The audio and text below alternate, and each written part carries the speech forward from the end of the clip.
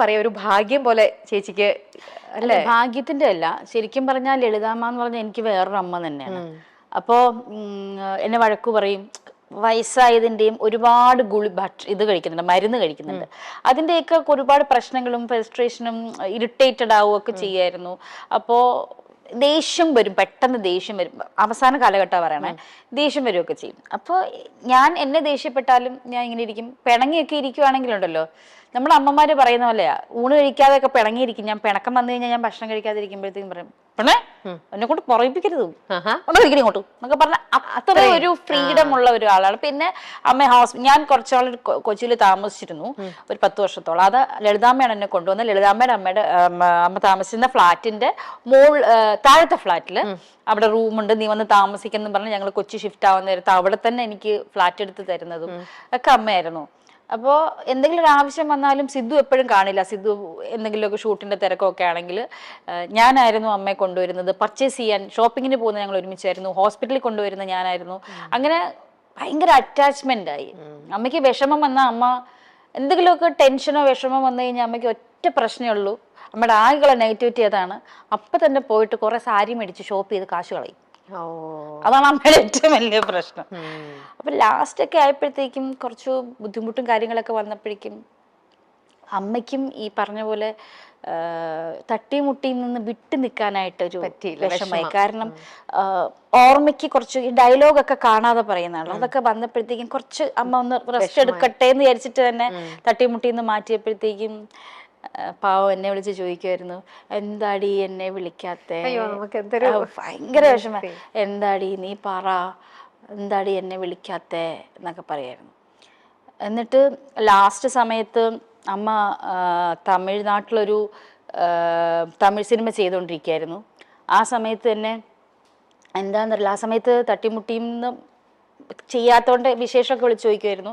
ആ സമയത്ത് എന്താണെന്നറിയില്ല, എന്നെ ഡെയിലി വിളിക്കുമായിരുന്നു. ഡെയിലി രാവിലെ വൈകുന്നേരം, അല്ലെങ്കിൽ രാവിലെ ഉച്ചയ്ക്ക് വൈകുന്നേരം ഒരു നേരമെങ്കിലും എന്നെ വിളിക്കും. ഗുളിക കഴിക്കുന്ന പോലെ വിളിക്കും. വിളിച്ചിട്ട് വിശേഷങ്ങളൊക്കെ പറയും. സാധാരണ ഞാൻ അങ്ങോട്ട് വിളിച്ചില്ലെങ്കിലായിരുന്നു അമ്മ എൻ്റെ അടുത്ത് പരാതി പറഞ്ഞിരുന്നത്.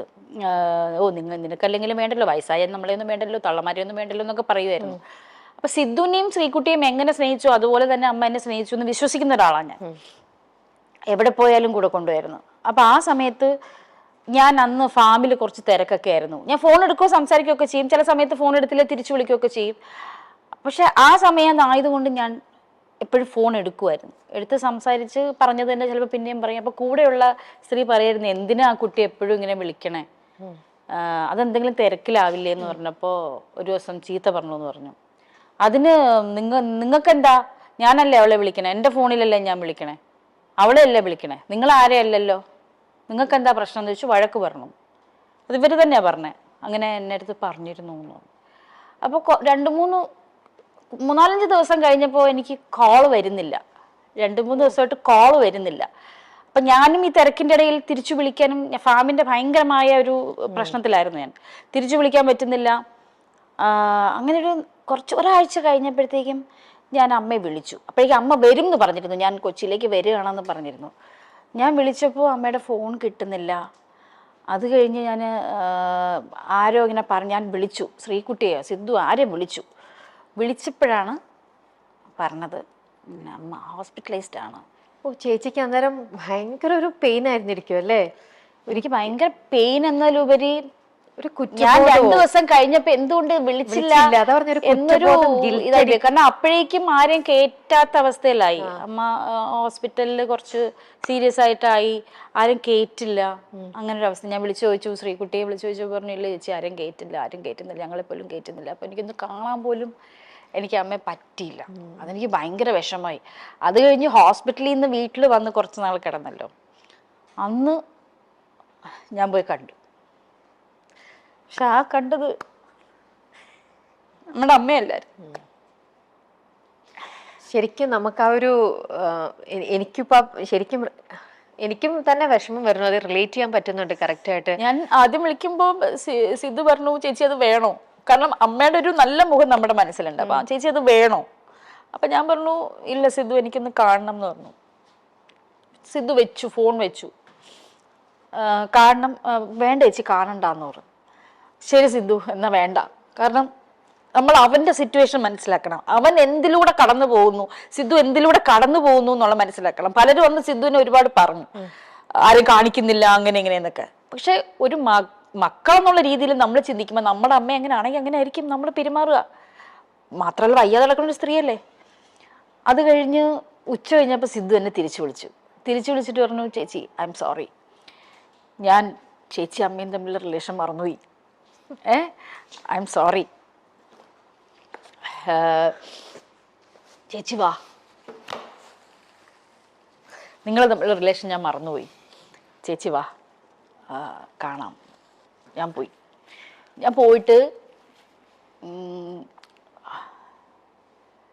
വിളിച്ചിട്ട് അറിയുന്നില്ല, ഞാൻ അമ്മയെന്ന് വിളിച്ചു, അമ്മ ഞാൻ വന്നെന്ന് പറഞ്ഞു. അന്ന് ഞാൻ മനസ്സിൽ വിചാരിച്ചത് എന്താണെന്ന് അറിയോ, കാരണം അവസാന കാലഘട്ടമായപ്പോൾ എന്നെ ഒരുപാട് ചീത്ത പറയുമായിരുന്നു.